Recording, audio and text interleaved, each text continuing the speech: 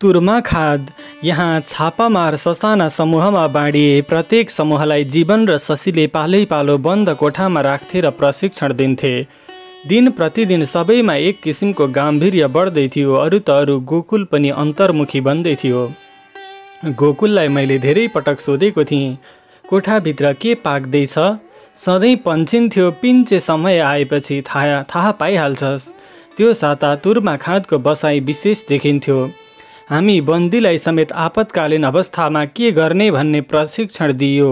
गोलीबाट बच्न, हेलिकप्टरको नजरबाट लुक्न, घाइते हुँदा के गर्ने, घाइते साथीलाई उद्धार कसरी गर्ने र भिडन्तमा शहादत साथीहरूको लास कसरी लुकाउने हामी पूर्वसूचित थियौँ। जुनसुकै समय हिँड्नुपर्ने हुनसक्छ।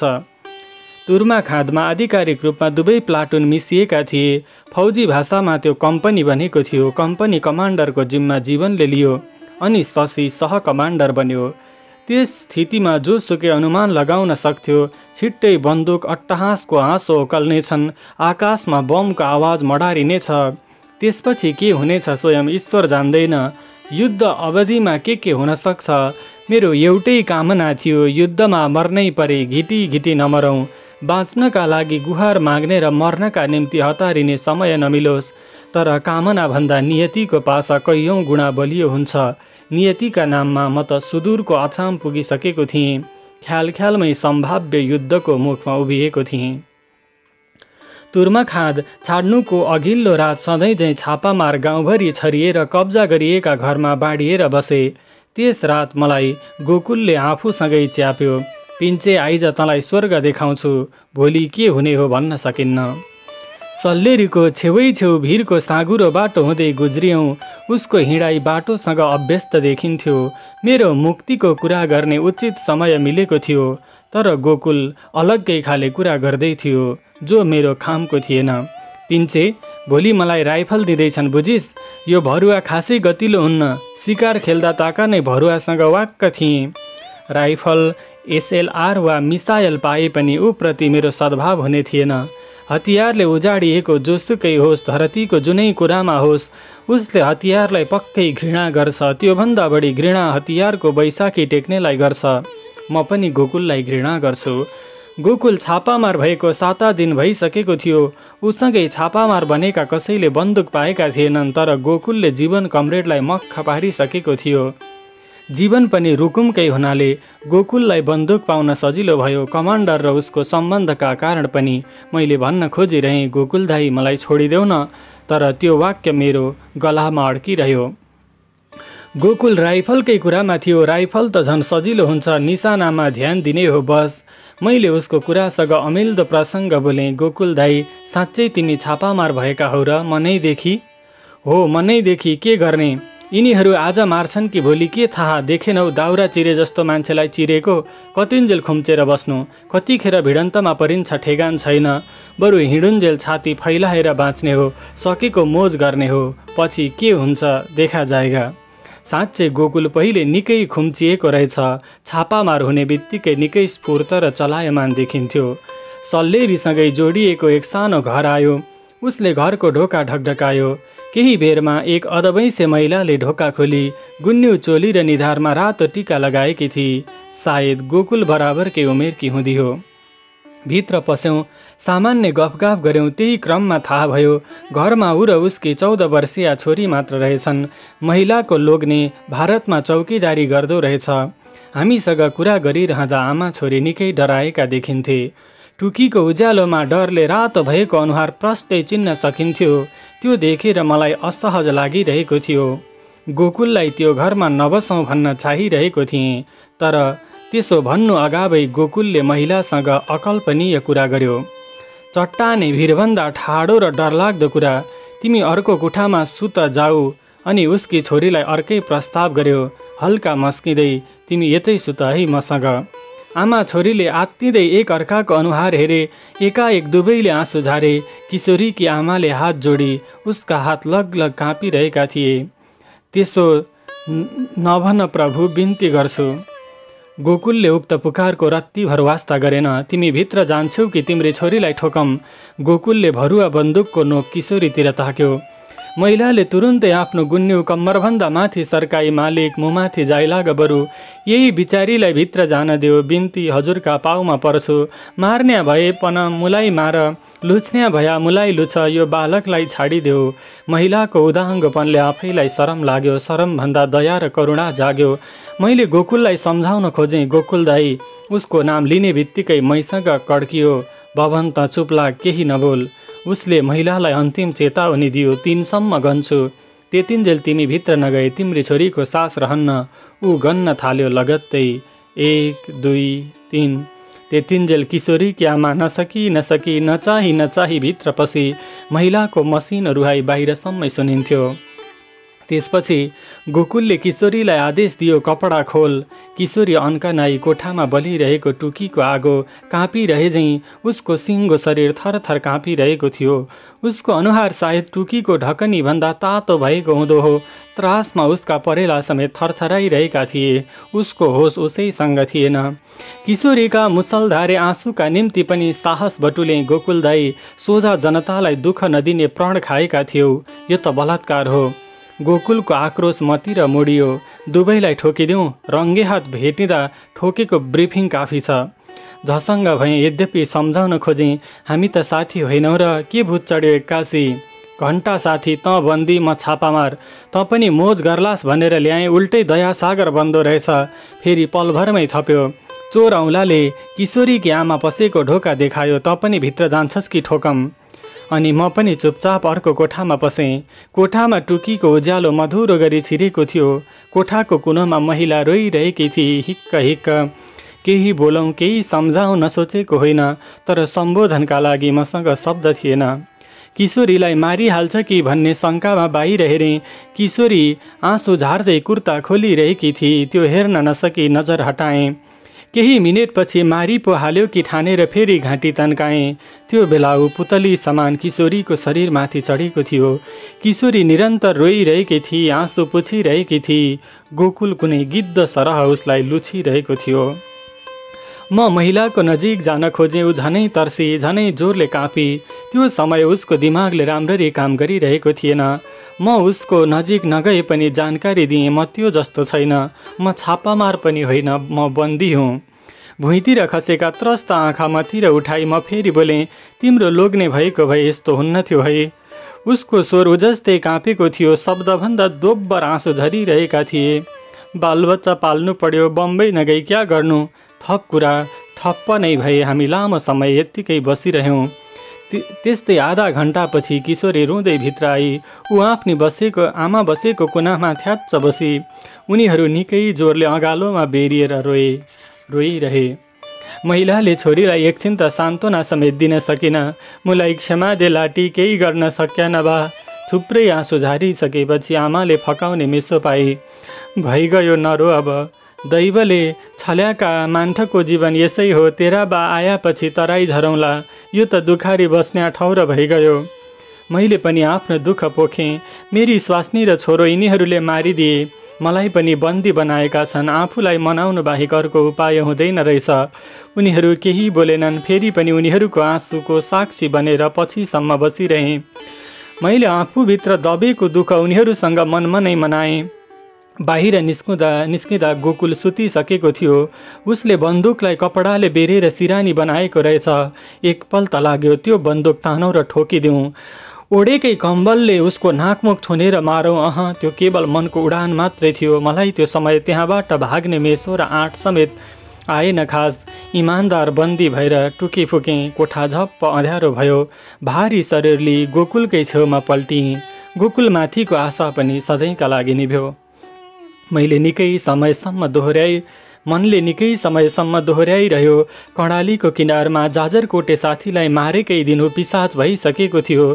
तैँले व्यर्थै पिसाचमाथि भरोसा गरिस्, त्यसमा पनि उसँग बन्दुक छ। पिसाचमाथि भरोसा हुन्न, बन्दुकमाथि पनि भरोसा हुन्न। ऊ त झन् बन्दुकधारी पिसाच हो। एका बिहानै सर्कुलर जारी भयो, यात्राका लागि तयार हुनुहोस्। त्यसपछि तुरमा खाँच छुट्यो। सम्पूर्ण कम्पनी जीवनको पछि डोरियो। भारी एवं हतियारले भरिभराउ छापामारको विशाल भिड कमिलाको ताँती सरह पहाडी जङ्गलको बाटो छिचोल्न थाल्यो। ओह्रालो उकालो, बाङ्गो टिङ्गो, छड्के छुड्के खोल्सा खाल्सी सल्लाह साल खयर र गुराँसका रुख सिचोल्दै हिँडिरह्यौँ, निरन्तर हिँडिरह्यौँ। त्यो हिँडाइमा बेग्लै छनक झल्किन्थ्यो। छापामारको अनुहारमा मडारिरहेको गाम्भीर्य, उनीहरूको मौनता र जोसका साथ चलिरहेका पाइलामा बेग्लै सङ्केत झुल्किन्थ्यो। प्रत्येक व्यक्तिको नाडीमा रातो रिबन थियो। धेरैजसो लडाकुले निधारमा रातो फेटा बाँधेका थिए। त्यो मार्चले बाटोको धुलो उडाइरह्यो। यस्तो देखिन्थ्यो ती पाइला कुनै तुफान बोकेर लम्किँदैछन्। ससाना बस्ती काट्दै खोल्सा खाल्सीको पानी पिउँदै केही घण्टा लगातार हिँड्यौँ। त्यो हिँडाइ अपराह्नतिर वीरपथको जङ्गलमा सुस्तायो। जङ्गल आउनु पूर्व नै शशीको मातहतमा सानो स्क्वाड अलग्गिएको थियो। ज्वालाको मातहत अर्को स्क्वाड पश्चिमतिर अघि बढ्यो। बाँकी पुरै कम्पनी पहाड बीचको जङ्गलमा लुक्यो। जीवनले हाते माइक फुक्यो। वीर योद्धाहरू सबैलाई निश्चित भइसक्यो, हामी महत्त्वाकांक्षी योजनाको निकै नजिक छौँ। अबको केही घण्टामा अछामको सदरमुकाम मङ्गलसेन हान्दैछौँ। परिवर्तनका साक्षी कमरेडहरू, आज हामी मङ्गलसेन कब्जा गर्नेछौँ र यो जितले हामीलाई राष्ट्रिय अन्तर्राष्ट्रिय जगतमा थप स्पष्ट पार्नेछ। हाम्रो तागतको अवमूल्यन गर्नेहरूलाई दरिलो झापड मिल्नेछ। बन्दीका लागि योजना गुह्य रहस्य झैँ खुल्यो। त्यो 81को खबरले मेरो मुटु चिसो भयो। करङ नै भाँचुला झैँ मुटु जोर जोरले उफ्रिन थाल्यो। एकछिन भनन्न रिङ्गटा लाग्यो। त्यहाँ प्रत्येक बन्दी झस्किएका देखिन्थे। त्यो स्थितिमा स्वयं जीवन त्रस्त देखिन्थ्यो।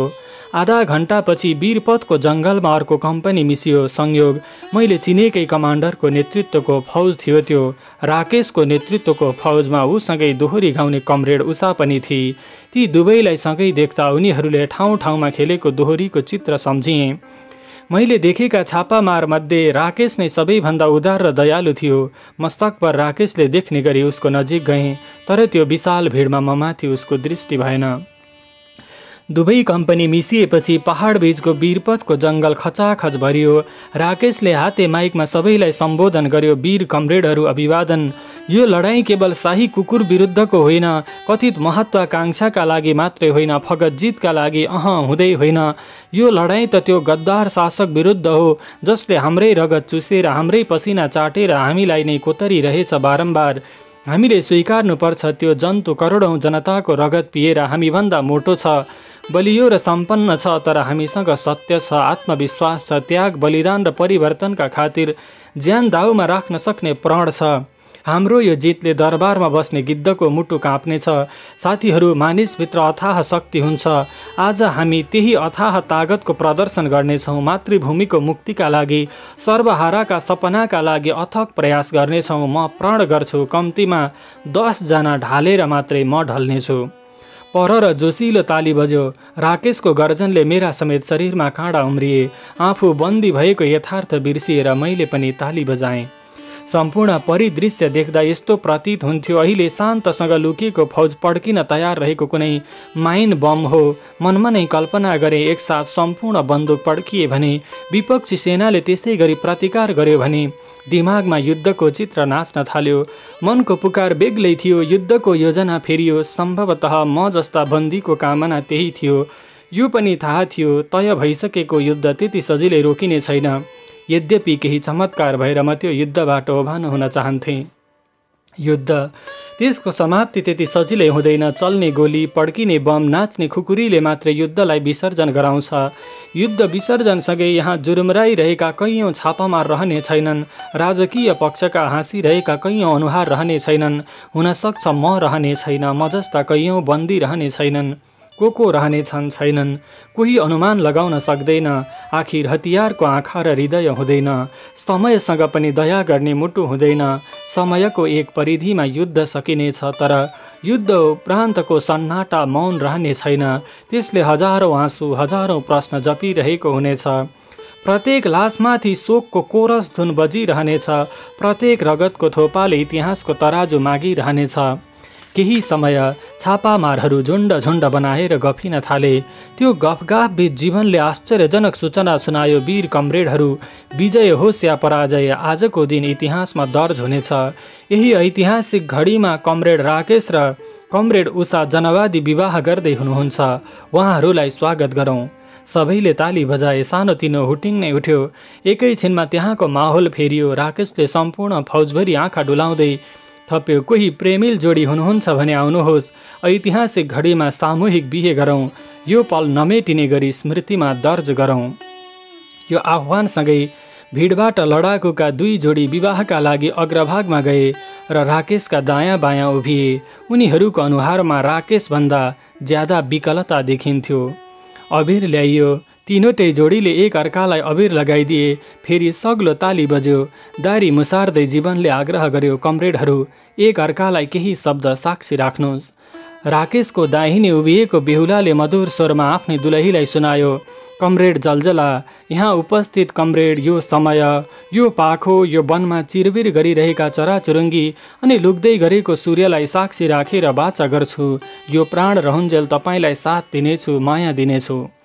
युवक धेरै बोल्नेवाला थियो, तर यत्तिमै लडाकु दुलही रोइहाली। उसको एक हातमा बन्दुक थियो, अर्को हातले आँसु पुस्न थाली। आफ्नो भावना रोक्न खोजिरहेकी थिए, तर सकिरहेकी थिइन। अन्ततः एक अर्काको हात थामेर उनीहरू भिडमा मिसिए। राकेशको बायाँ उभिएको जोडीले मुस्कुराउँदै बाँचुन्जेल साथ दिने बाचा गरे। राकेश, उसका आँखामा भावुकता उर्लिरहेको थियो। युद्धको मुखमा हुँदै गरेको मिलनले हुन सक्छ, व्याकुल देखिन्थ्यो। सुरुमा राकेश उषातर्फ फर्कियो, अनि हतियारलाई दुवै हत्केलाले थाम्यो। शपथ लिए झैँ गरी कवितात्मक लयमा बोल्दै गयो, कमरेड उषा, म फुलको कसम खान्न। तिनीहरू सुन्दरताकै कारण चुडिन्छन् र चढाइन्छन्। अन्धविश्वासको जगमा उभिएका मन्दिरमा फुलहरू ओइलिन्छन् मौसमसँगै। म जुनको पनि कसम खान्न, त्यो प्रत्येक रात रूप फेरिरहन्छ। मैले बोकेको बन्दुकको कसम खान्छु, जो परिवर्तनका खातिर उठेको छ। न त बन्दुक ओइलाउँछ, न यसले ल्याएको परिवर्तन नै, न त म्यागजिनबाट निस्किएको गोलीको स्वर बदलिन्छ, न गोली लागेको शत्रुको आलाप नै। र यही बन्दुकको कसम, म रहुन्जेल मेरो माया शहीद हुने छैन। अन्तिम पटक सोध्छु कि तपाईँ मलाई कुनै कुराको प्रभाव बिना माया गर्नुहुनेछ जुनीभर? राकेशको कुराले तमाम छापामार भावुक बने। त्यो पल सबैले आफ्ना जहान सम्झिए होलान्, जसरी मैले मेरी उर्मिला सम्झिएँ। अरूले पनि आफूले गरेको बाचा सम्झिए होलान्, जसरी मैले उर्मिलालाई गरेको बाचा सम्झिएँ। उर्मु, तिम्रा चाउरिएका गालामा समेत मुहाई खान पाऊँ, सँगै मर्ने अवसर मिलोस्। हाम्रा आत्मा एक अर्काका हात थामेर जाउन्, चाहे स्वर्गतिर वा नर्कतिर। स्वतः मेरा आँखा रसाए। अब मैले मेरी उर्मिलाका चाउरिएका गाला देख्न पाउने छैन। खैर, उषा र राकेशको जोडीलाई देखेपछि महसुस भयो। बन्दुकको नाल सेलायो उपरान्त, बमको आगो निभे उपरान्त, युद्ध अघि र युद्ध उपरान्त समयले जे जस्तो कपडा लगाओस्, मान्छेलाई माया नै चाहिन्छ, मान्छेलाई माया नै चाहन्छ। लासको महलमा बसेर पनि मानिस जीवनलाई नै प्रेम गर्छ।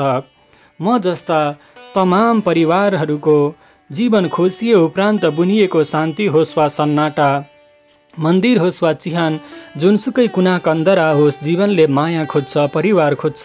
मान्छे वास्तवमा माया गर्न जन्मिएको हो। मायाको विशिष्ट रूपले गर्दा मात्रै मान्छे दुनियाँमा भिन्न देखिन्छ। उषाका आँखा रसाउँदा राकेशका चिम्सा आँखा पनि रसाए। यद्यपि राकेशको ओठमा मुस्कान कायम थियो। मुस्कान र निलिमाको दोभानमा दुवैजना अल्झिरहे। केही प्रहरको विश्राम लिएर उषाले जवाफ फर्काई, मेरो हृदय न कुनै बन्दुकको म्यागजिन हो, न त्यो बुलेट प्रुफ नै छ। त्यो त शब्दले प्रभावित भइजाने मासुको डल्लो न हो, जसमा प्राण छ, जसले प्रेम बुझ्छ, जो प्रेमकै सास फेर्न चाहन्छ, जसलाई मरुमा प्रेमकै क्याक्टस चाहिन्छ, जसले पानीमा कमल र युद्धमा तपाईँ जस्तै वीर चाहन्छ। मलाई लाग्छ प्रेम त नर्कमा समेत भई छाड्छ र प्रेमले नर्कलाई समेत स्वर्ग सरह बनाइ छाड्छ। हामी त झन् स्वर्गको बाटो हिँडेका मान्छे। म यति विश्वास दिन्छु, म रहुन्जेल मेरो साथमा तपाईँकै प्रेम रहनेछ। उसो त म उनीहरूकै बन्दी थिएँ, तर उनीहरूकै लागि हृदयको गहिराईबाट कामना उदायो। मङ्गलसेन युद्ध उपरान्त पनि यो अँगालो नछुटोस्। दुनियाँमा कसैको अँगालो हतियारले ननिलोस्, कसैको ललाट मेरो जस्तै नहोस्। हिँड्नु पूर्व खानाका लागि समय दिइयो। सबैले आफूले बोकेको खानेकुरा खान थाले। फौजमा गाम्भीर्य एवं हताशको धुन थपियो। लडाकु हतार हतार चाउचाउ चिउराको फाँको बिस्कुटको टुक्रा पानीसँग निल्दै थिए। कतै परबाट त्यो दृश्य निकाल्ने हो भने त्यो सब भोका नाङ्गाको भिड प्रतीत हुन्थ्यो। चप्पल, गोल्ड स्टार जुत्ता, पुराना कपडा अनि उनीहरूको हतार, चिउरा चाउचाउको कुरुम कुरुम आवाज, हतियारको भारी अनि कमान्डरको भाषण, ती तमाम कुराले लडाकुप्रति करुणाभाव जाग्यो। त्यो फौज सपना भेटाउन आतुर देखिन्थ्यो। प्रत्येक लडाकुको अनुहारले विभेदलाई चुनौती दिइरहेको थियो। उनीहरूका आँखा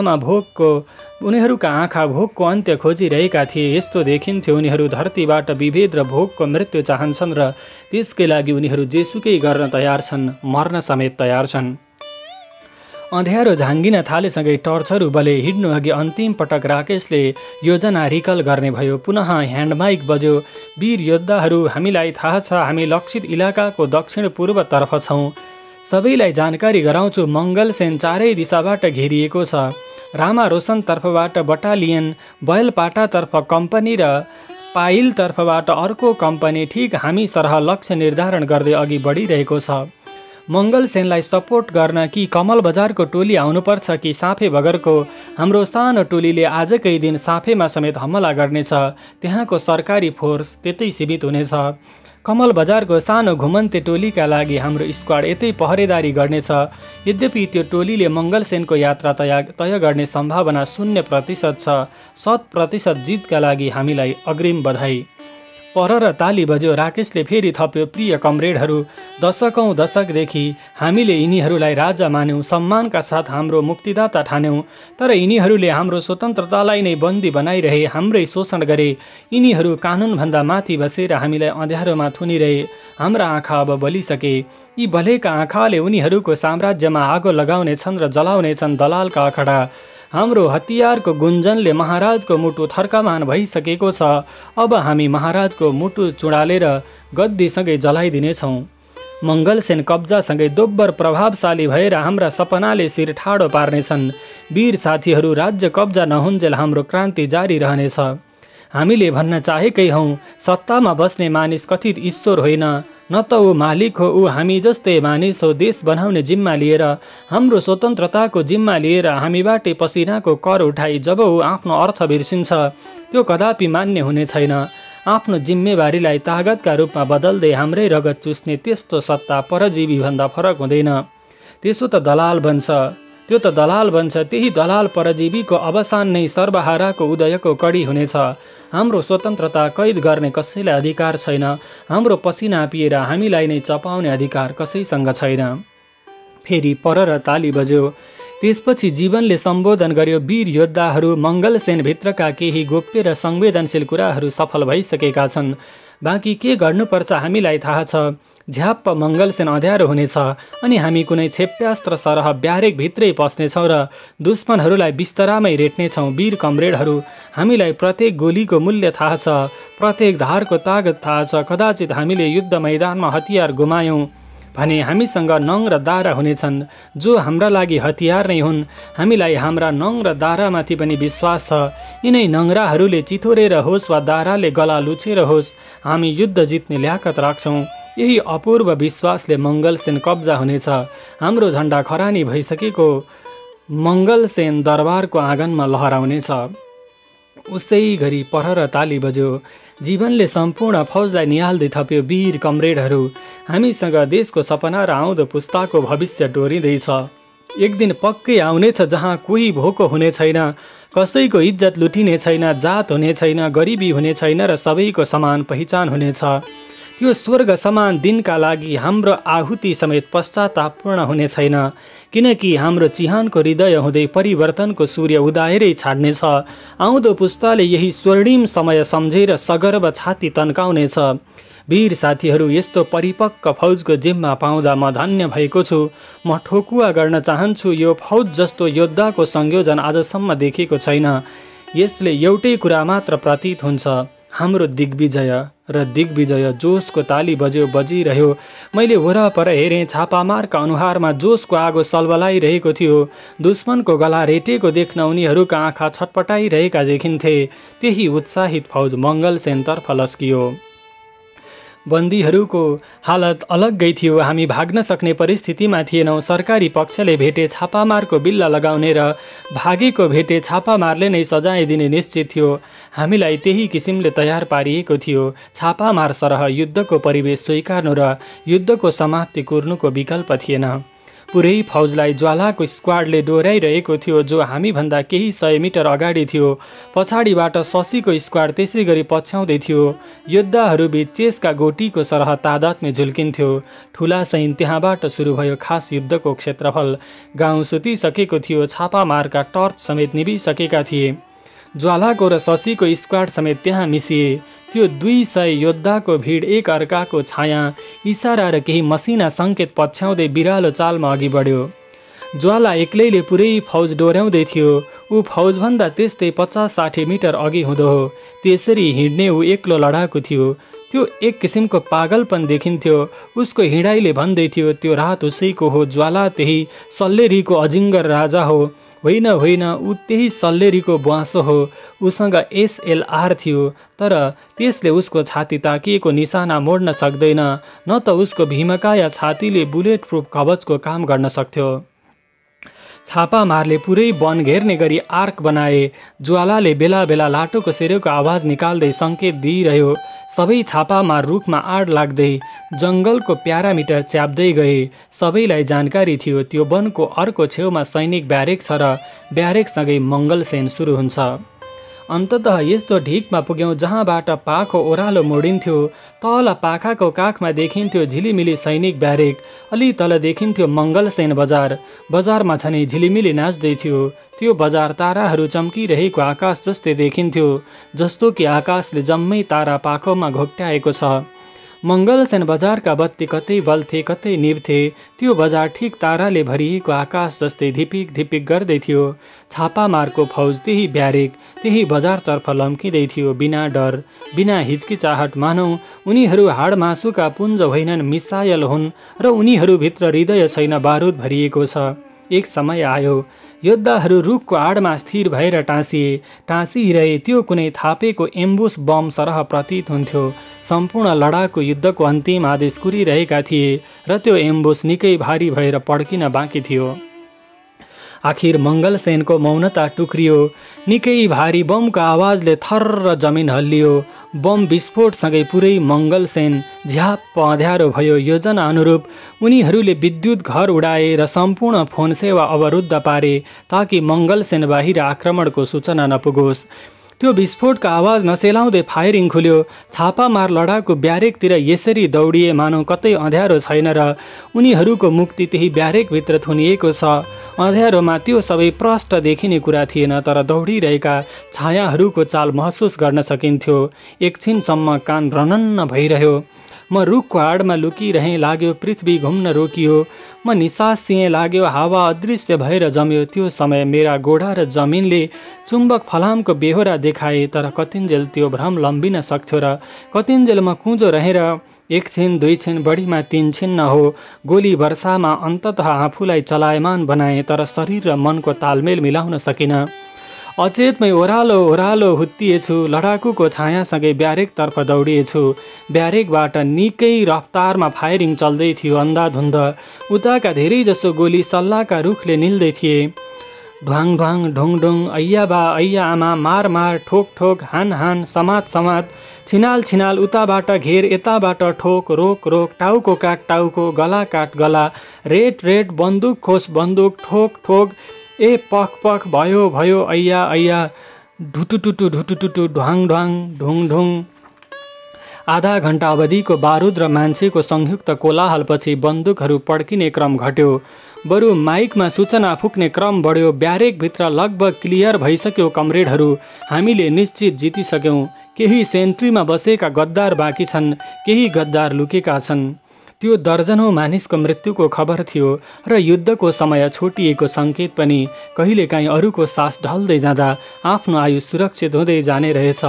माइकमा अनेक खबर बजिरहे। केही कमरेडहरू घाइते भएका छन्, क्याम्पभित्र रेस्क्यु टिम चाहियो। गोलीको अट्टहासमा माइकिङको आवाज मिसिन्थ्यो। हामीलाई 2 जना दुश्मनले गाह्रो पारेका छन्। उनीहरू लुकेर फायरिङ गर्दैछन्। युद्धमा माइकिङ हौसला पनि रहेछ। साथीहरू, हामी अहिलेसम्म 0 क्षतिमा छौँ। हामीले जितिसक्यौँ। 2-4 मिनेटमा यो सब क्लियर हुन्छ। वीर साथीहरू, तपाईँ बधाईको पात्र हुनुभएको छ। छापामारको आडै आडमा म पनि कुइनो र घुँडा घिसार्दै क्याम्पभित्र छिर्नु पर्यो। क्याम्पभित्र कोही घाइते साथीलाई रेस्क्यु डेस्कतिर लिँदै थिए, कोही घाइते साथीको पहिचान गर्दै थिए। लडाकुहरू झुलुक्क झुलुक्क मात्रै टर्च बाल्थे। त्यसले समय समयमा थरी र टुक्रा टुक्रा दृश्य देखिन्थ्यो। क्याम्पभित्र सुरक्षार्थ निर्मित भित्तोमा आड लाग्यौँ। टर्चको झल्याक झुलुकमा दृश्य किस्ता किस्तामा देखिन्थ्यो। त्यसले मैदानको खास विक्षिप्तता बुझ्न गाह्रो थियो। यद्यपि मैदानमा केही घाइते शरीर छटपटिँदै गरेको देखियो, केही मृत शरीर देखिए। त्यो मैदानको बाटो जो छाप्पामार हिँड्थे तिनले धारिला हतियार छरिएका शरीरमा बर्साइरहन्थे। कस्तो भने कुनै शरीरमा दर्जनौँ पटक दर्जनौँ लडाकुको खुकुरी, भाला र बन्चरो पर्थ्यो। मानौ ती शरीर कम अचाना ज्यादा हुन्। सरकारी सेनाको फायरिङ नितान्त बन्द भयो। कसैले त्यहाँ सम्पूर्ण सेना समाप्त भइसकेको खबर चुहायो। त्योसँगै कसैले सैनिक ब्यारेकमा मट्टी तेल छर्किए, निसङ्कोच आगो लगाए अनि प्रष्ट देखिँदै गयो ब्यारेकको आँगन। देखिँदै गयो बिस्कुन सुकाए सरह छरिएका दर्जनौँ शरीरको विक्षिप्तता। त्यस उज्यालोमा सुरुमा मेरो ध्यान घाइते सैनिकमा पर्यो, जसको नजिकै M16 थियो। तर ऊ त्यो समाउन सक्ने अवस्थामा थिएन। परको भित्तबाट खुरुरु गोकुल कुप्रिँदै त्यहाँ पुग्यो। निकै हतारमा उसले त्यो M16 उठायो। छटपट गरिरहेको सैनिकलाई कम्मरको खुकुरीले गला रेटिदियो। स्वाट्ट! ओहो, हेर्दा हेर्दै गोकुल के भन्यो। मनले भनिरह्यो, यो कसाई बन्नुभन्दा अगावै आत्महत्याको प्रयासबाट उम्किनुहुन्थेन। गोकुल खुरुरु म आड लागेको भित्तामा निहुरिँदै आयो। उसका दुवै हातमा बन्दुक थिए। तुरुन्तै मलाई राइफल थमायो। पिन्छे, ल, युद्धमा हतियार पाउनु हराएको सहरमा आफन्त पाउनु सरह हो। यसमा अझै 3 गोली बाँकी छन्। क्याम्पमा आगो फैलिँदै थियो।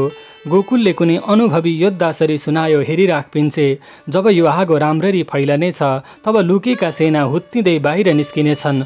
मुसा लुकेको प्वालमा पानी भरिँदा मुसा कसरी निस्किन्छन् देखेको छस्? मैले नै टाउको हल्लाएँ, न कुनै प्रतिक्रिया दिएँ। उसले थप्यो, हो, त्यसै गरी हुत्तिँदै आउनेछन् सबै। भित्र आगोले बस्न दिने छैन र बाहिर हामी बाँच्न दिने छैनौँ। सेनाहरू बहुत गहिरो निद्रामा थिए। कति त काटिँदासम्म पनि उठ्न पाएनन्। म मौन भइरहेँ। तुर्मा खादमा मलाई बन्दुक तेर्स्याएदेखि बित्थामा के बोल्नु भएको थियो तुर्मा खादमा नै थाहा भइसकेको थियो। केही मानिस ग्रेनेड बम जस्ता मिलेका देखिन्छन्, तर तिनीहरूको सेफ्टी लिभर जतिखेर पनि झर्न सक्छ। फलतः विस्फोट हुने खतरा भइरहन्छ। त्यस्ता मानिसको नजिक हुनु समेत खतराको छायामा पर्नु सरह हो। त्यो समयबीच एकजना छापामार लडाकुले सूचना गर्यो, साथीहरू, मैले क्याम्प वरपर हेरिसकेँ। खतरा टरिसक्यो। यो क्याम्प कब्जा भइसक्यो। त्यसपछि केही छापामार मैदानमा निर्धक्क जम्मा भए। त्यसमा ज्वाला पनि मिसियो। मेरो हातमा राइफल यथावत छोडेर गोकुल पनि त्यतै गयो। उनीहरू जलिरहेको भवनको ढोका अघिल्तिर तमतयार भएर उभिए। मानौ सरकारी सेना दुलोबाट मुसा समान निस्किँदैछन्। आगोले भवनको अधिकांश भाग निलेपछि 8 जना सैनिक हतासिँदै बाहिर निस्किए, ठिक गोकुलले भने जस्तै। सैनिक भित्री कपडामा थिए। यस्तो देखिन्थ्यो उनीहरू आक्रमण अघि सुतेका थिए र एक्कासीको अप्रत्याशित हमलाले अत्तालिएर कतै लुक्न पुगे। उनीहरू बारम्बार सरेन्डर रटिरहेका थिए। सबैले हात माथि उठाएका थिए। ज्वालाले लात्ताले ठोक्दै लहरै घुँडा टेकायो अनि गोकुललाई आदेश दियो, कमरेड, M16 देखाड्नुहोस्। आदेश भुइँमा नखस्दै गोकुलले लहरै गोली ठोक्यो। उसको दुब्लो ज्यानलाई बन्दुकले हुत्याइरहेको प्रष्ट देखिन्थ्यो। यद्यपि कुनै निशाना चुकेन। सैनिकहरू लहरै ढल्दै गए। फेरि पनि छापामार योद्धाको चित्त बुझेन। उनीहरूले प्रत्येक मृतकको शरीरमा धारिलो हतियार बर्साए। कसैले गला रेटे, कसैले अनुहार चिरा चिरा पारे। जितको हल्ला फैलियो। माइकमा पनि बधाई गुन्जियो। ब्यारेक सखाप भयो। अब बजारको प्रहरी चौकीतिर साथीहरूलाई सघाउन जाउँ। बधाई, बधाई र बधाई। त्यससँगै छापामार लडाकुको लहर त्यो पाखो हुँदै ओह्रालो बग्न थाल्यो। मूल बजारको प्रहरी चौकी निप्ट्याउन, जितको झण्डा फहराउन मैदान हुँदै गुच्रिने छापामार मृत शरीरमा नबिराई धारिलो हतियार हान्दै हिँड्थे। कुनै झाडीवाल जङ्गलमा झाडी फाँड्दै हिँडे समान देखिन्थ्यो। त्यो मृतकलाई चिन्न नसकिने गरी रेट्ने पूर्व योजना थियो सायद। होइन भने प्रष्टसँग मरिसकेको शरीरमाथि हतियार हान्नुको के अर्थ? हतियार हान्नु मात्रै होइन, छिया छिया पार्नुको के अर्थ? त्यहाँ मृत शरीरका अनुहार हेर्दा जोसुकै पक्का हुन्थ्यो। उनीहरूका बाआमा स्वास्नी कसैले पनि आफ्नो मान्छे चिन्न सक्ने छैनन्। त्यही सेरोफेरोमा मैदानमा दौडिँदै गरेको एकजना छापामारलाई गोली लाग्यो। ऊ तुरुन्तै ढल्यो। गोकुलले तत्कालै सूचना दियो, साथीहरू उज्यालामा नपर्नुहोला, सतर्कता साथ हिँड्नुहोस्। त्यो हल्ला सर्कुलेट हुँदै तुरुन्त माइकिङमा समेत बजिहाल्यो। त्यसपछि लडाकुहरू मैदानको किनारै किनार बजारतिर झर्न थाले। म पनि भित्ताको कम उज्यालिएको भागतर्फ सर्किएँ। त्यो भित्तोमा माउसुली चप्किएसरी अन्य 4 जना लडाकु चप्किएका थिए। ज्वाला र गोकुल भने डराएनन्। उनीहरू निकै सतर्कता साथ अगाडि बढे। गोली लागेको आफ्नो लडाकु साथीलाई सुमसुम्याए। ज्वालाले चारैतिर हेर्यो, सैनिक लुकेको ठाउँ अनुमान गर्यो। गोकुलसँगको खासखुसपछि उनीहरू क्याम्पको दायाँतिर गोही झैँ घस्रिँदै गए। अलि पर रहेको शौचालयलाई लक्ष्य गरेको प्रष्ट देख्न सकिन्थ्यो। शौचालय नजिकै पुगेसँगै ज्वालाले त्यसको ढोकामा अन्धाधुन्द गोली हान्यो। गोकुलको गोलीले क्षतविक्षत टिनको ढोका लात्ताले हानेर फोर्यो। नभन्दै त्यहाँ 2 जना सैनिक लुकेका रहेछन्। ज्वालाको फायरिङले लुकेका सैनिक पहिल्यै रक्ताम्य भइसकेका थिए। शरीरमा चलमल भने बाँकी देखिन्थ्यो। विलम्ब नगरी गोकुल र ज्वालाले दुवैको गला काटे। अनुहारमा 100औं चिरा पारे। र्याट र्याट। त्यसपछि आर्मी क्याम्पमाथिको विजयमा शङ्का रहेन। मसँगै भित्तोमा आड लागेको एक लडाकुले मेरो हातबाट राइफल खोस्यो। तिमी त बन्दी हौ, हतियार किन चाहियो? उसले ठिक भनेको थियो। मलाई बन्दुक समाउन समेत आउँदैन। म त चक चलाउने मान्छे। चकले समेत राइफलको चित्र कोर्न आउँदैन। कुनै कोणबाट राइफल मेरो कामको थिएन। यद्यपि उसले राइफल लिएपछि निकै खोक्रो महसुस गरेँ। कुनै नजिकको साथी खोसेर लिए सामान। अनौठो लाग्यो आफ्नै अनुभूति। सँगैको अर्को छापामारले अलग्गै काम अरायो। आउनुहोस् कमरेड, घाइते साथीलाई हेल्थ डेस्कसम्म पुर्याउँ। डरका बावजुद मैले उसलाई पछ्याउनु पर्यो। अलि अगाडि मैदानमा ढलेको घाइते योद्धालाई उठायौँ। उसको दायाँ छातीमा गोली लागेको थियो र स्वेटर रगतले गिलो भइसकेको थियो। भारी शरीर बोकेर कनीको थियो उकाली चढ्यौँ। त्यो समय घाइते आफूलाई मारिदिन आग्रह गरिरह्यो, तर हेल्थ डेस्कसम्म पुर्याउँदा उसलाई होस समेत थिएन। हेल्थ डेस्क घाइतेले भरि भराउ थियो। केही स्वास्थ्यकर्मी पट्टी बाँधिरहेका थिए, केही इन्जेक्सन दिइरहेका त कोही घाउ सिलाइरहेका थिए। हामीले लिएको घाइतेको अवस्था अन्यभन्दा प्रतिकूल भएर उसको पालो चाँडो आयो। चारैतिर हेरे, त्यहाँ कसैका हात थिएनन्, कसैका खुट्टा थिएनन्। होसमा हुनेहरू पीडाको क्रन्दन अलापिरहेका थिए। केही बेहोसीमा मुढा समान पल्टिएका थिए। कोही मृत शरीरलाई गाड्न लिँदै थिए। त्यहाँ हर कोही प्रक्रियाको एक अंशियार थियो। त्यतिन्जेल बजारतिरको भिडन्त जोडदार भइसकेको थियो। जोसँग मिलेर घाइते छापामार बोकेँ, उसले फेरि धाप मार्यो। कमरेड आउनुहोस्, कतै छुटेका घाइते भई ल्याउनुपर्छ। यसपटक उसले एउटा स्ट्रेचर उठायो अनि हामी बजारतिर झर्यौँ, जहाँ प्रहरी र छापामारको घमासान युद्ध भइरहेको थियो। गोलाबारीबाट बच्दै एक सामान्य घरभित्र पस्यौँ, जहाँ पहिल्यैदेखि छापामार लडाकु जम्मा थिए। एकजना लडाकु घरको पाखोबाट टाउको निकालेर मङ्गलसेन दरबारतर्फ फायर गर्दै थियो। घरको पाखोबाट केही पत्थर निकालिएका थिए र पाखोमा एउटा काठे सिँढी अड्याइएको थियो। घरका सदस्यहरू सोही कोठाको एक कुनामा खादिएका थिए। उनीहरूका हातमुख बाँधिएका थिए। 2 जना बालक, 1 जना वृद्ध र 1 जना महिला थिए। त्यहाँ एक लडाकुले मलाई जिम्मेवारी सुम्पियो। कमरेड, यिनीहरूलाई हेर्नुहोस्, कसैलाई बाहिर जान नदिनु। पुरै मङ्गलसेन कब्जा हुन केही घण्टा कुर्नुपर्छ। मलाई त्यहाँसम्म ल्याइ पुर्याउने छापामार समेत उनीहरूसँगै बाहिरियो। त्यो परिवार बाहेक म र गोली चलाइरहेको छापामार मात्रै बाँकी रह्यौँ। त्यही समय नजिकै माइक बज्दै थियो। मैले शशीको स्वर चिनिहालेँ। माइकमा समेत मजाक गर्दै थियो। साथीहरू, शाही गद्दारहरू सोत्तर भएको खबरले आधा पुलिस हार्ट अट्याक भएर मरिसकेको सूचना छ। अब 2 मिनेटमा मङ्गलसेन हाम्रो हो। आर्मी त हामीसँग टिकेन। यी भुस्तिग्रे पिउसाको काम छैन। मेरो ध्यान विशेष त त्यहाँ बाँधिएका बालकमा गयो। उनीहरूका आँखामा अथाह त्रास उफ्रिँदै थियो। आँसुले गाला भिजेका थिए। सोचेँ ती बालकको हात खोलिदिउँ, कम्तीमा मुखमा बाँधिएको पट्टी खोलौँ, तर मसँग त्यति साहस थिएन। उनीहरूलाई देख्दा मेरो छोरो प्रहलादको सम्झना बल्झियो मात्र। त्यो परिवारको खातिर सुनाएँ, बिहानी पर्ख, शान्त बस। यो युद्धमा जे हुनेवाला छ त्यो कसैको हातमा छैन, ईश्वरको हातमा समेत छैन। लगभग आधा घण्टापछि पाखोबाट लडाकु ओर्लियो। राइफलमा गोली भर्यो। कमरेड, अगाडि बढ्नुपर्छ। चुपचाप उसकै पछि लागेँ। ढोकासम्म पुगेपछि ऊ फर्कियो र कुनामा बसेकी महिला नजिक गयो। खुँडा, बन्चरा, खुकुरी जे छन् ल्याएर आऊ। लडाकुले महिलाको हात खोलिदियो। महिला सुस्तरी अर्को कोठामा पसी पलभरमै हँसिया, खुकुरी र बन्चरो ल्याएर फर्की। लडाकुले मलाई हरायो समात्नुस् कमरेड। मैले खुकुरी समाएर पछाडिपट्टि कम्मरमा कोचेँ। कमरेड हातमा बन्चरो पनि बोक्नुहोस्, काम आउँछ। त्यसपछि मैले बन्चरो समेत बोकेँ। कता कता आफू पनि छापामार भइसकेको भान भयो। ओह्रालो झर्दै गर्दा योजना सुनायो, केही गद्दारहरूका डेरा देखेको छु, सक्दो होसियार हुनु कमरेड। केही मिनेटको हिँडाइपछि उसले एक मध्यम खाले घरको ढोका धकेल्यो। चुकुल लगाइएको रहेनछ। भित्र नछिरी एकछिन ढोकाको छेउमा उभिराख्यो। भित्र कुनै खस्राक खुस्रुक समेत सुनिएन। उसले चियाउँदै किस्ता किस्तामा 3 पटक टर्च बाल्यो अनि मात्रै निर्धक्क भित्र पस्यो। मैले पनि उसका पाइला पछ्याएँ।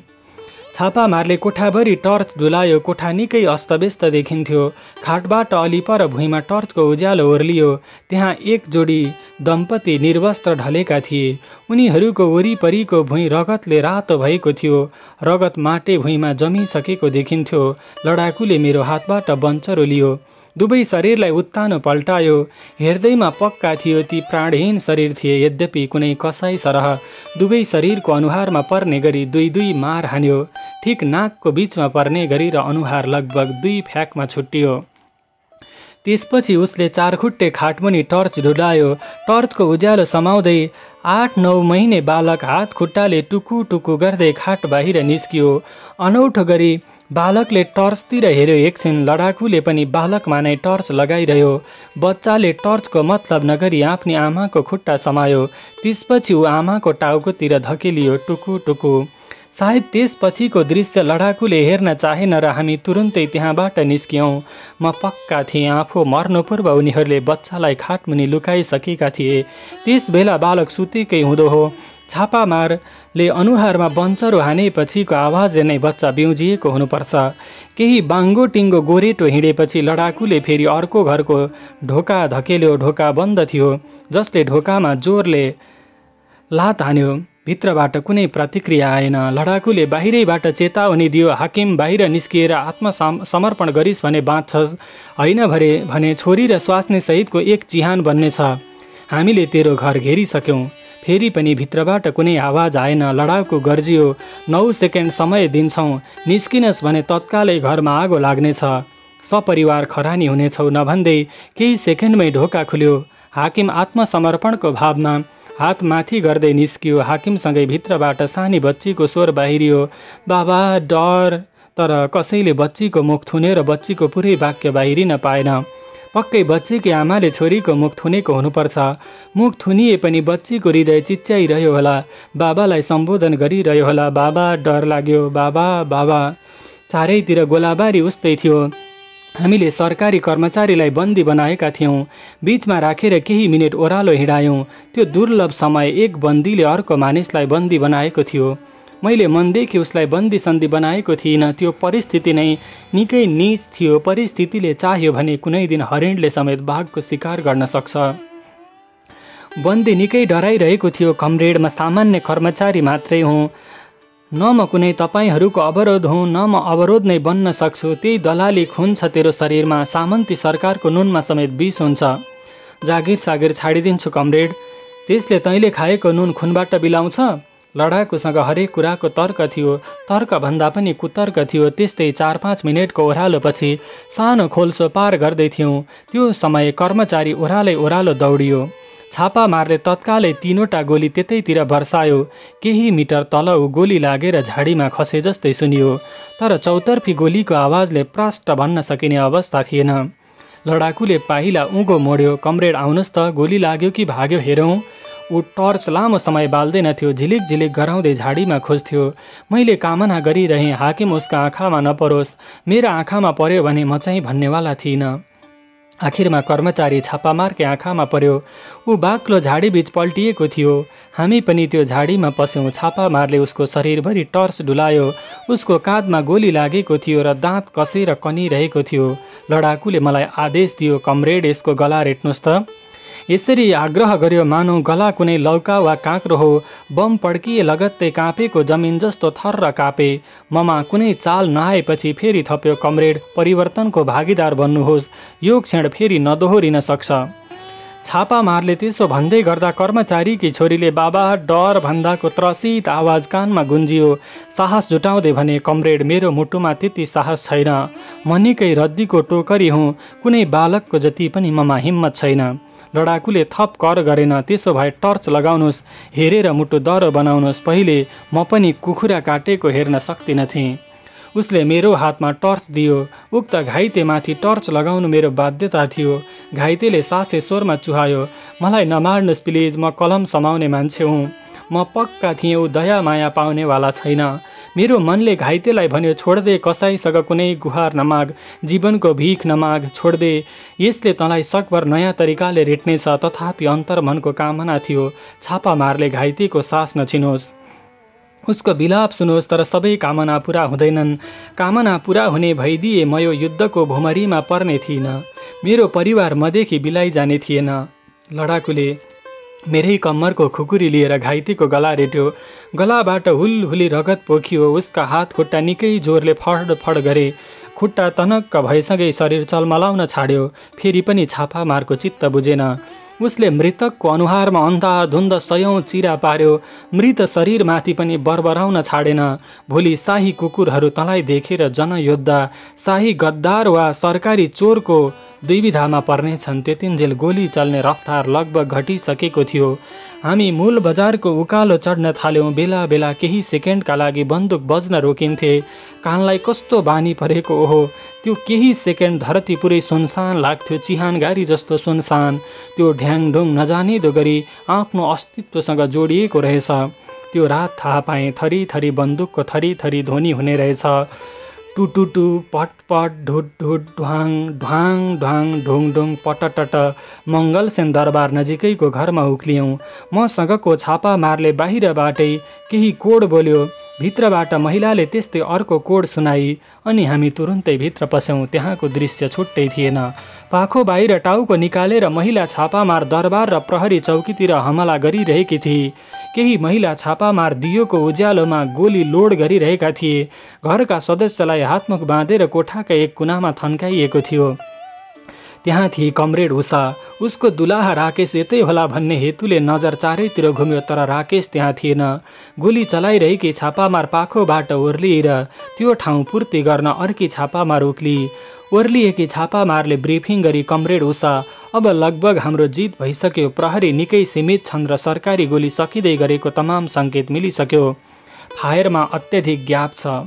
लगत्तै त्यहाँ जीवन कमरेड भित्रियो। उषाको ब्रिफिङ सुने लगत्तै वाकिटकी मार्फत जीवनले तीनतिरबाटै कमान्ड सम्हालेका कमान्डरसँग कुरा गर्यो। फिल्ड ब्रिफिङ सुनिरहँदा ऊ उत्साहित भइरहेको थियो। सबैसँग रिपोर्ट लिएपछि जीवनले निकै दह्रो आवाज बोल्यो, आक्रमण हाम्रो पक्षमा पल्टिसक्यो, जाउँ दरबार उडाउँ। पूर्ण होसियारी साथ दरबारको उकालो उक्लिन थाल्यौँ। त्यो समय म कुनै मेलामा हराएको बालक जस्तो भएको रहेछु। खास मेरो जिम्मेवारी घाइतेहरूलाई हेल्थ डेस्कसम्म लिनु थियो, तर म अताली जथाभावी भागदौड गर्दै थिएँ। के गरिरहेको छु आफैलाई शुद्धि थिएन। बेला बेला जीवनको वाकिटकी बोल्थ्यो, केही गद्दारहरू दरबारभित्रै छन्, अवस्था खतरामुक्त भइसक्यो, उनीहरूका गोली सकिसके, ओभर। कारागार पनि तोडिसक्यौँ, गिरफ्तार साथीहरूको रेस्क्यु हुँदैछ, मङ्गलसेनका जम्मै बैङ्कको राशि र गहना कब्जा भइसकेको छ, ओभर। जीवनले जवाफ दिइरह्यो, कपी, ओभर एन्ड आउट। उसको वाकिटकीबाट थाहा हुन्थ्यो तीनतिरको मूल कमान्डर मध्ये एक महिला छापामारको नेतृत्वमा रहेछ। वाकिटकीकै आवाजबाट थाहा भयो उसको नाम सम्झना हो। उही सम्झना कमरेडको ब्रिफिङ सुनियो। केही सेकेन्ड अघि पड्किएको बमबारे हाम्रै टोलीले चौकी उडाइसक्यो। भाग्न खोजेका प्रहरीको सरेन्डर स्वीकारेनौँ। यो आक्रमणमा no surrender, over. Copy, over. Jeevan कमरेडले वाकिटकी घुमाई सबैलाई सूचित गर्यो। दरबार उडाउनुपर्छ अब, केही स्क्वाड साथीहरू तयार बनाउनुहोस्। वाकिटकीमा सम्झना कमरेडले स्वागत गरी, कमरेड, म सहितको सानो टुक्रा योजना अनुरूप तपाईँलाई कुरिरहेका छौँ, ओभर। मङ्गलसेन लगभग कब्जा भइसकेको थियो। विद्रोही सेनाबीच निकै बलियो नेटवर्क स्थापित हुँदै गयो। सरकारी फौज तितर बन्यो। लुकेका एक दुई जनाको गन्ती नगर्ने हो भने सरकारी फौज जम्मै सखाप भयो। गोली चल्न लगभग पूर्ण रूपले बन्द भयो। मङ्गलसेन दरबारको आँगनमा उभिनु पूर्व जीवनले वाकिटकी खोल्यो, कमरेड सम्झना, बमको अलार्मसँगै आँगन कब्जा होस्।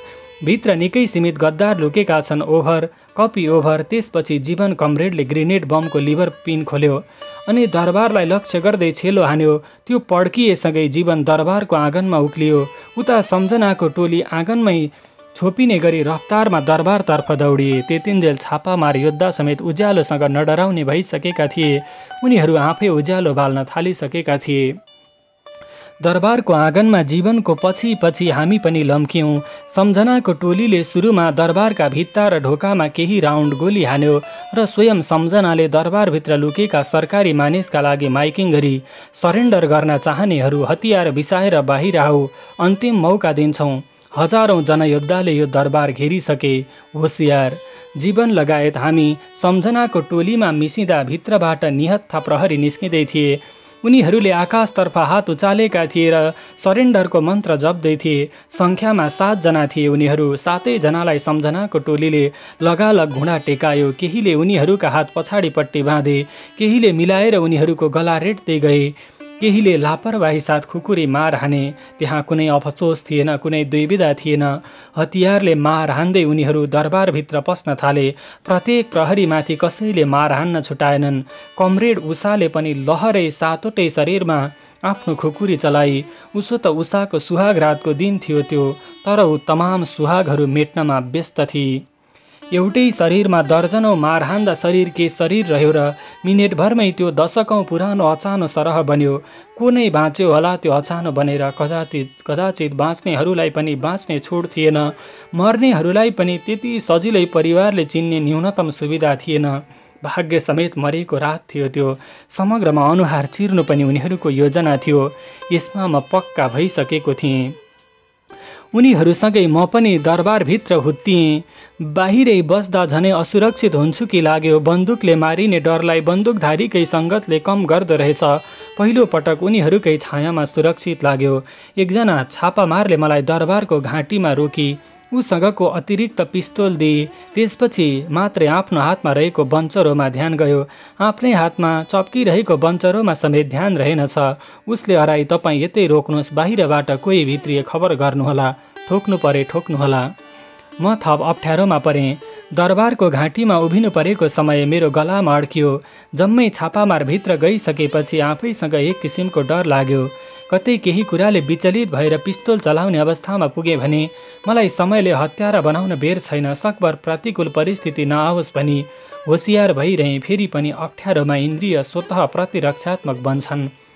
आफ्नै सुरक्षाका खातिर प्रतिरक्षा गर्दा जो सुकैको ज्यान जान सक्छ। दरबारभित्रको ढुवाङढुङ सुन्दै केही मिनेट बित्यो। मेरो बेचैनी बेग्लै थियो। बाहिरबाट कोही आइहाल्छ कि, हात्तिएर गोली हानिहाल्छु कि। अन्ततः भित्रबाट सम्झना कमरेडको टोली निस्कियो। म ढुक्क भएँ। तत्कालका लागि मेरो हातबाट कोही मर्ने सम्भावना छैन। कमरेड सम्झनाको टोलीले 3 जना पुरुषलाई घोक्र्याउँदै ल्यायो। केही छापामार दरबारको किनार किनार नाप्दै मट्टी तेल छर्किँदै थिए। गलहत्याइँदै गरेका बन्दीहरू बारम्बार गुहार्दै थिए, हामी सिभिल कर्मचारी मात्रै हौँ, प्लिज हामीलाई बन्दी बनाउनुहोस्, सरकार सामु आफ्नो माग राख्नुहोला। उनीहरूको गुहार कसैले सुनिरहेको थिएन। उनीहरू बोल्नु नबोल्नुले त्यस माहौलमा अर्थ राख्दैनथ्यो। वृद्ध देखिने कर्मचारी त्यहाँको सिडिओ रहेछ। अन्य 2 जना सुब्बा रहेछन्। सुब्बाहरू मेरै उमेरका हुँदा हुन्। हतियारले सिडिओ र सुब्बा चिन्दैन र हतियारधारी को के हो चिन्ने मनसायमा थिएनन्। सबैजना दरबार बाहिर जम्मा भयौँ। त्यतिन्जेल दर्जनौँ छापामा आँगनमा थपिएका थिए र दरबारभरि मट्टी तेल छर्किसकिएको थियो। सम्झनाले जीवनलाई सलाई सुम्पी, कमरेड तपाईँकै हातबाट दरबार खरानी होस्। सुरुमा जीवनले छोटो सम्बोधन गर्यो। वीर योद्धाहरू, तपाईँहरूले दरबारलाई खरानी बनाइसक्नुभयो। भौतिक रूपमा यो भवन ठिङ्ग उभिएको छ, तर तपाईँको बुटले यो अभौतिक रूपमा ढलिसकेको छ। निर्जन दरबारको दुनियाँमा कुनै अस्तित्व हुँदैन। यो उभिए पनि अब ढले समान हो, तर दुनियाँले भौतिक कुराको मात्र हेक्का राख्छ। भोलि बिहान यो दरबार खरानी भएको राष्ट्रिय अन्तर्राष्ट्रिय जगतले देख्नेछ। हाम्रै केन्द्रीय दरबारको हृदय काप्नेछ। हामीलाई बधाई बधाई बधाई। सबैले परर ताली पिटे। जीवनले दरबारको एक किनारामा सलाइको काँटी जोस्यो। मङ्गलसेन दरबारभरि रफ्तारमा आगो दौडिन थाल्यो। छापामारहरू सिटी मार्न थाले, खुसीले चिच्याउन थाले। जति जति आँगनमा उज्यालो बढ्थ्यो त्यति त्यति टाढा टाढाबाट होहल्ला गुन्जिन्थ्यो। जितको तरङ्ग मङ्गलसेनका कुना कन्दराबाट उठिरह्यो। एकछिन सम्झना कमरेडले बचे खुचेको मट्टी तेल कर्मचारीमाथि खन्याई लगत्तै जीवनले सलाइको काँटी कोर्यो तर्साउन खोजे एकछिन। सिडियो लगायत कर्मचारी व्यग्र रूपमा हार गुहार गर्न थाले। हाम्रो दोष के हो, हामी त सिभिल कर्मचारी मात्रै हौँ। तर निब्नु पूर्व नै जीवनले सिडियोको शरीरमा काँटी फ्याँक्यो। शरीरभरि झ्वाप्पै आगो फैलियो। सिडियो जोर जोरले चिच्याउन थाल्यो। घरि दरबारको फराकिलो आँगनमा भौतारियो। घरि माउसुलीको छुट्टिएको पुच्छर जस्तै जमिनमा चिडफिडायो। त्यो देखेर सुब्बाहरूको होस हवास उड्यो। उनीहरू फुत्किएर रफ्तारमा भागे, तर त्यो त्यति सजिलो चङ्गोल थिएन। लडाकुले उनीहरूलाई तुरुन्तै पछ्याइहाले। कुनै प्राचीन मेलामा लखेड्दै काटिने राँगा समान मार हान्दै गए। आँगनको किनार नपुग्दै दुवै कर्मचारी मुढा समान पल्टिए। तिनमा चलमल समेत बाँकी रहेन। ती मुढा समान शरीरमा पालै पालो सलाइको जल्दो बल्दो काँटी फालियो। आगोले जल्दा पनि ती शरीर छटपटाउन सकेनन्। त्यसपछि जीवन कमरेडले नै निसङ्कोच घोषणा गर्यो, वीर साथीहरू, ऐतिहासिक जितका लागि बधाई। केही बेरमा उज्यालो हुन्छ र हामी दिनभर मङ्गलसेन छोड्नेवाला छैनौँ। हेलिकप्टर बस्न नदिने खालको तयारी गरौँ। यही सूचना सर्कुलेट गर्नुहोस्। उसले वाकीटकीमा कमान्ड सम्हालिरहेका अन्य साथीहरूलाई समेत सूचित गर्यो। साथीहरू, मङ्गलसेन हाम्रो कब्जामा भइसक्यो। जल्न बाँकी दलालका अफिसहरू छन् भने जलाइदिनुहोस्। कब्जा गर्न बाँकी बैङ्क कब्जा गर्नुहोस्। शशी कमरेडलाई सुरक्षित ठाउँमा पुर्याएर औषधि गर्ने चाँजो मिलाउनुहोस्। हामी अब सामन्ती हेलिकप्टरको पर्खाइमा छौँ। 1-2 घन्टापछि माइकमा मजाक गरिरहेको शशी घाइते भएको रहेछ। उसको उत्ताउलोपन त्यतिसम्मको लायक थियो नै। उसलाई गोली लागेको खबरले मलाई कति नरमाइलो लागेन। दर्जनौँ झन्डा दरबारको आँगनमा गाडिए। आदेश बमोजिम 1 झन्डा मैले आफ्नो हातले फहराएँ। त्यसपछि हामी दरबारको पश्चिमी ओह्रालो ओर्लियौँ। त्यतिन्जेल दरबारको आगो उच्चतम भएर नाच्दै थियो। त्यो आगोले पुरै मङ्गलसेन बजार उज्यालो देखिन्थ्यो। जस्तो कि बिहानीको सूर्य उदाउनु अघि मङ्गलसेनमा अर्कै सूर्य उदायो। धरती उज्यालियो। दृश्य खुल्दै गयो। स्पष्टसँग देखिँदै गयो मङ्गलसेन। तराईमा लागेको हुस्सु सरह चारैतिर धुवाँको मुस्लो थियो। हावामा बारुदको तीखो गन्धसँगै थुप्रै वस्तु डढेको गन्ध मिसिएको थियो। उज्यालो भइसक्दा पनि पुरै बजार निर्जन देखिन्थ्यो। घरहरू देखिन्थे, तर ती मानव शून्य थिए। बाटा सुनसान थिए। अझ भनौँ मानिसको स्वरूपमा कोही देखिन्थ्यो त उही बन्दुकधारी छापामार र केही मजस्तै छिटफुट बन्दी। बिहानको लगभग 7:30 बजे जीवनको वाकीटकीमा माथिल्लो कमान्डरको आदेश बज्यो।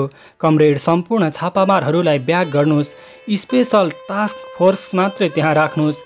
Mission run and hide, over and out. जीवनले लगत्तै सूचना सर्कुलेट गर्यो। आफ्नो मातहतका साथीहरूलाई यथाशीघ्र ब्याक गर्नुहोस्। मिसन रन एन्ड हाइड, 15 मिनेटभित्र स्पेसल टास्क फोर्स दरबारको आँगनमा हुनु पर्यो। Over and out. त्यसपछि छापामार फर्किने क्रम सुरु भयो। फर्किने भन्दा पनि भागाभाग सुरु भयो। म पनि कुनै एक हुलमा मिसिएर भाग्न थालेँ। त्यो हुल पश्चिमी ओह्रालो झर्दै गयो। भागाभागमा हाम्रा पाइलाले बाक्लो धुलो उडाउँदै थिए। त्यो धुलो मङ्गलसेनमा फैलिएको धुवाँमा मिसिँदै थियो। अघिल्लो दिन चाउचाउ चिउरा खाएका लडाकु निकै भोकाएका देखिन्थे। उनीहरू बचेको चाउचाउ चिउरा फाँको हाल्दै हताशमा हिँड्दै थिए। पानीका बोतल साटासाट गर्दै थिए। त्यो देखेर आफ्नो झोला हराएको होस भयो, जसमा 1 प्याकेट चाउचाउ बाँकी थियो। नजिकै हिँडिरहेको लडाकुको हातबाट मुठी बराबर चाउचाउ समाए। चाउचाउको फाँको हाल्दै उनीहरूकै लयमा हिँडिरहे। कुनै अर्कै लडाकुको हातबाट पानी समाए। ममा यस्तो आत्मविश्वास थियो कि म पनि कुनै योद्धा हुँ र मङ्गलसेन जितमा मेरो पनि थोर बहुत भूमिका छ। त्यो एक समानको हिँडाइबीच कसैले मेरो काँधमा हात राख्यो। काल सरह टुप्लुक्क ज्वाला देखा पर्यो अनि मेरो आत्मविश्वासको लय बिथुलियो। त्यो समय ज्वाला पनि लरखराएको देखिन्थ्यो। कालो अनुहार, थप अँध्यारो देखिन्थ्यो। गिद्धका जस्ता तेजिला आँखा शिथिल देखिन्थे। केही कुरा सोध्नु पूर्व नै उसले सुनायो, मास्टर, मैसँग हिँड है, तँलाई दाङ पठाइदिने व्यवस्था गरिदेऊला। पहिलो पटक उसको बोली निहुरिएको थियो, तर उमाथि सुको भर थिएन। म उसका पाइला पछ्याउन चाहन्नथेँ, तर उसलाई नटेर्दा अर्को दुर्घटनाको द्वार उघ्रिन सक्थ्यो। लगभग आधा घण्टापछि हामी हुलबाट अलग्गियौँ। मूल गोरेटोबाट उकालो लाग्यौँ। मैले मङ्गलसेनतर्फ फर्किएर हेरेँ। हामी वल्लो पहाडमा थियौँ। मङ्गलसेन पल्लो पहाड भइसकेको थियो। मङ्गलसेनको पहाड धुवाँ र धुलोमा हराएको थियो। यस्तो देखिन्थ्यो पुरै पहाड जलेको छ। आगो सेलाएसँगै पहाड खरानीमा परिणत हुनेछ। ज्वाला निकै हतारमा थियो। कहाँ जाँदैछौँ रत्तिभर अनुमान थिएन। ज्वालाको हतास एक पुरानो छाप्रोभित्र पुगेर शान्त बन्यो। छाप्रोभित्र पुगेपछि म पनि अकमकिएँ। त्यहाँ पहिल्यै 3 जना लडाकु उपस्थित थिए। उनीहरू कोठाको वरपर छरिएर बसेका थिए। सबैका हातमा आधुनिक राइफल थियो। छाप्रोको बीच भागमा ओछ्यान थियो र त्यसमा एक घाइते छटपटाइरहेको थियो। ऊ अरू कोही नभई कमान्डर शशी थियो। ज्वाला दयनीय देखिनेको कारण मैले बल्ल बुझेँ, आखिर शशी कमान्डर मात्रै थिएन, ऊ ज्वालाको खास मान्छे थियो। अझ उनीहरू एक अर्काका खास थिए। बिछौनाको छेउमा काठको कुर्सी राखिएको थियो। कुर्सीको खुट्टामा डन्डा बाँधेर त्यसमा स्लाइन पानी झुन्डाइएको थियो।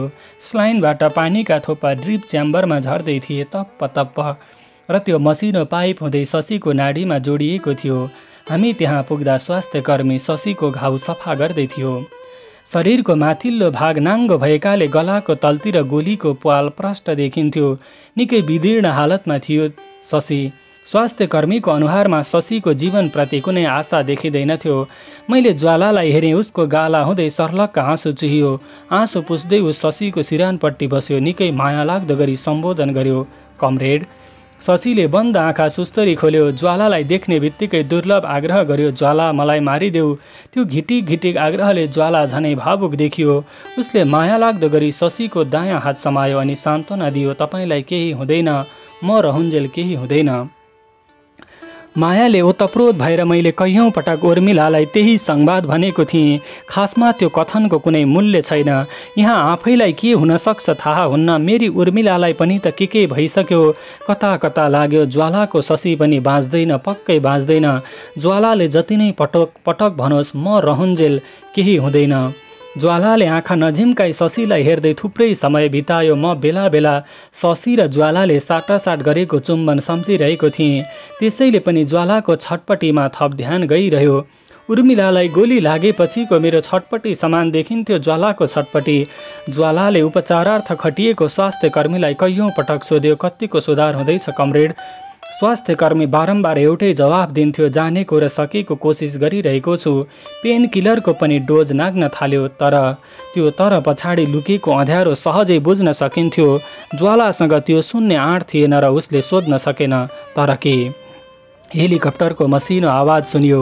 सबैले झ्याल बाहिर नजर लगायौँ। उत्तरतर्फबाट मङ्गल सेनतिर बत्निँदै थियो हरियो रङधारी हेलिकप्टर।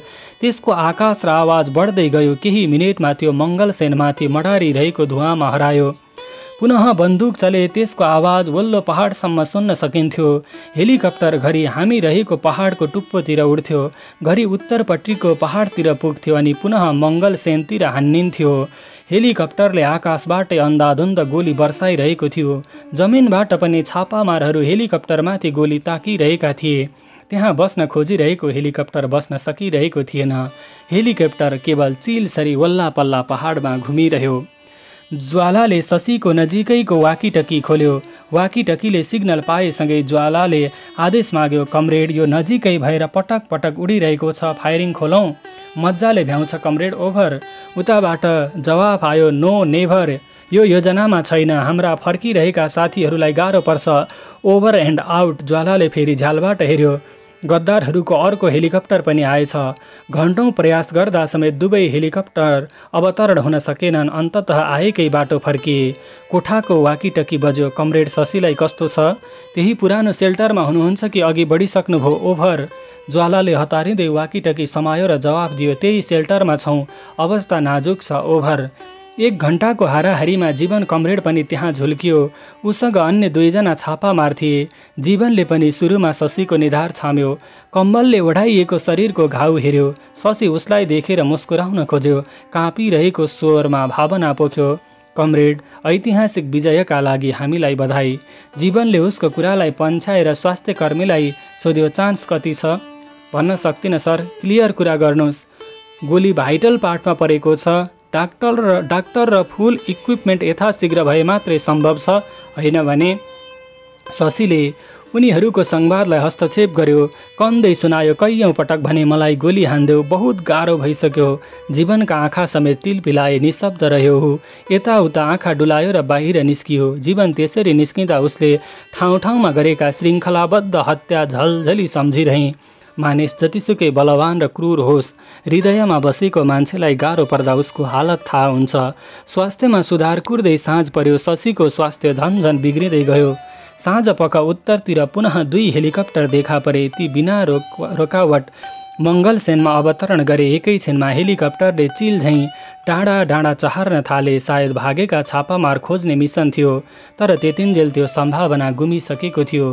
यता शशीको पीडा थपिँदै गयो। सेकेन्ड प्रति सेकेन्ड कन्न बरबराउन थाल्यो। घरि ज्वालालाई सुनाउँथ्यो, ज्वाला गोली हान। घरि ऊ जीवन कमरेडलाई त्यही आग्रह गर्थ्यो। ज्वालाले शशीको हात थामिरहेको थियो। ज्वाला स्वयं किस्ता किस्तामा आँसु झार्दै थियो। एकपटक उसले स्वास्थ्यकर्मीलाई आग्रह गरिरहेको थियो, केही गर्नुस् न। स्वास्थ्यकर्मी झन्झन अचल भन्दै थियो। पूर्ण हार खाइसकेको थियो उसले, तर भन्न सकिरहेको थिएन। मृत्यु कुर्नुको विकल्प छैन। शशीले ज्वालालाई कन्दै र अड्किँदै सुनायो, ज्वाला, तिमीलाई विश्वास नहोला, तिमीसँगको समय जीवनमा निकै सार्थक समय थियो, तर यति रहेछ साथी। ज्वालाले शशीको हत्केला चुम्यो, निधार चुम्यो, छिटो छिटो सुनायो, तपाईँ यति सजिलै जान पाउनुहुन्न। मलाई त्यो प्रेम पहिल्यै थाहा थियो, जीवनलाई पनि सायद थाहा थियो। त्यसैले कमरेड जीवनको ध्यान कोठामा थिएन, उसको ध्यान बाहिर फन्को मारिरहेका हेलिकप्टरमा थियो। ऊ झ्यालबाट हेलिकप्टरको उडान हेरिरहेको थियो। कोठाका केही छापामारले भने शशी ज्वालाको सम्बन्धलाई द्विविधात्मक तवरले हेरिरहेका थिए। शशीले हरायो, जीवन कमरेडलाई बोलाऊ ज्वाला। ज्वालाले जीवन कमरेडलाई नजिक आउन इसारा गर्यो। जीवन नजिक आइसकेपछि शशीले सुनायो के भन्नु फुसफुसायो। जीवन कमरेड, रुकुमको चौकी फोड्दा तपाईँलाई लाग्ने गोली मैले पाखुराले छेकेको थिएँ। आज त्यसको गुण तिर्नुहोस्। मलाई यो मृत्युभन्दा भयङ्कर तडपनबाट बचाउनुहोस्। गोली हान्नुहोस्। ज्वालाले उसलाई रोक्यो। केही हुन्न कमरेड, केही हुन्न। जीवनले ज्वालालाई सम्झाउन खोज्यो। कमरेड, कहिलेकाहीँ जीवन यति भारी बन्छ, त्यो बोक्न हामीसँग ताकत रहँदैन। ज्वालाले आत्तिँदै जवाफ दियो, कमरेड, हाम्रो सम्बन्ध तपाईँ कल्पना गर्न सक्नुहुन्न। मलाई सबै थोक थाहा छ कमरेड। त्यसका बावजुद जीवनले कम्मरको पिस्तोल झिक्यो, शशीको निधारमा ताक्यो। तत्काल त्यो बन्दुक ज्वालाले हुत्यायो। कमरेड, बिन्ती, ट्रिगर नखिच्नुहोस्। कमरेड ज्वाला, तपाईँको समर्थन बिना ट्रिगर थिच्दिन। कम्तीमा तपाईँको मौन सहमतिपछि यो काम गर्नेछु। जीवनले लामो सास छाड्दै थप्यो, जो पीडा मलाई भइरहेको छ त्यो पनि कम छैन। म केवल एक घाइते सहयोद्धाको प्राण चुडालिरहेको छैन, त्यो विलक्षण क्रान्तिकारीको सास खोज्दैछु, जसले कुनै समय मेरो प्राण जोगाएको थियो, जसले मलाई पुनः क्रान्तिपथमा डोर्याएको थियो। जीवनको तर्क निकै स्वाभाविक देखिन्थ्यो। न हामीसँग कुशल डाक्टर छ, न अस्पताल। शशी कमरेड केही घण्टा त बाँच्नुहुन्छ, तर पीडाको आहलमा सासकै नाममा केही घण्टा तडपिन दिइरहनुभन्दा त्यो तडपन खोज्नु कसरी गलत हुन सक्छ? मायाको आँखामा पट्टी बाँधेर योद्धाको आँखा खोल्नुहोस् कमरेड। त्यसपछि ज्वाला झट्ट उठ्यो, झ्यालतिर हुत्तियो। ऊ आकाशमा उडिरहेको हेलिकप्टरतिर हेर्दै आँसु पुस्न थाल्यो। जीवनले ज्याकेटमा पिस्तोल बेर्यो। पहिलो गोली ठ्याक्कै गलामा ठोक्यो, ढ्वाङ्ग। शशीको टाउको लत्रियो। फेरि अर्को गोली छातीमा हान्यो, ढ्वाङ्ग। आफैले चलाएको गोलीले स्वयं जीवनका आँखा चुहिए। त्यहाँ उपस्थित सबै छापामार आँसु पुस्दै थिए। मेरा पनि आँखा पग्लिए। म त्यो मानिसको मृत्युमा रोएँ, जसले मलाई बन्दी बनायो, जसले मेरो नारकीय जीवनको द्वार उघार्यो र जसका लागि घृणा बाहेक हृदयमा अर्थोक थिएन। सायद आँसु उसका लागि थिएन। मेरा आँसु पक्कै 2 प्रेमीको वियोगमा बर्सिएका थिए। दुनियाँमा वियोग जस्तो पीडादायी चिज अर्को छैन। वियोगभन्दा पीडादायी चिज कल्पना गर्न पनि सकिँदैन। वियोग नभइदिए पीडा र आँसुको अस्तित्व हुने थिएन। ज्वालालाई निकै ध्यान दिएर हेरेँ। ऊ आवाज निकाल्दै रोइरहेको थियो, हिक्क हिक्क। झ्याल बाहिर हेरिरहेको थियो एकहोरो। त्यो समय ऊ गोलीको खोका जस्तै रित्तो भएको थियो। पानीले गलेको चक जस्तै खत्रक्कै परेको थियो। म पनि त मेरी उर्मिला र छोरो गुमाउँदा गोलीले छाडी गएको खोका जस्तै भएको थिएँ। पानीले गलेको चक जस्तै गलेको थिएँ, फतक्कै।